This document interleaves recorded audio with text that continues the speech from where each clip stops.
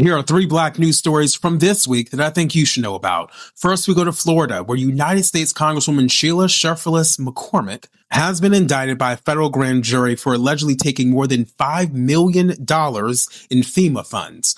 Prosecutors say her family's healthcare company received a $5 million overpayment from a FEMA-funded contract during the pandemic. Instead of returning that money, investigators say she moved it through private accounts. Prosecutors say some of those funds were used to make illegal donations to her own campaign, using straw donors where the money came from. She's also charged with helping to file a tax return to cover up how the money was spent. If convicted on all counts, she could face over 50 years in prison. The Congresswoman has denied all wrongdoing and says she has no plans to resign. She was first elected to represent Florida's 20th Congressional District in January 2022 after a special election was held to fill the seat of the late Congressman Alcee Hastings. Next, we go to Texas for a major update on voting rights. A federal court ruled that Texas cannot use its 2025 congressional map. That would have given Republicans a major advantage in the 2026 midterms that are coming up. The court says that the map weakened Black and Latino voting power and likely violated the Voting Rights Act. The map also tried to redraw a couple of Democratic lawmakers out of their districts. This includes United States Congressman Al Green and United States Congresswoman Jasmine Crockett. Because of this ruling, Texas has to go back to the older 2021 map for now. But Texas Governor Greg Abbott has filed an appeal to the United States Supreme Court. Now, the Supreme Court has to decide, one, whether they want to hear this case, and then if they do, they have the decision of upholding the lower court's decision or ruling in favor of the new map.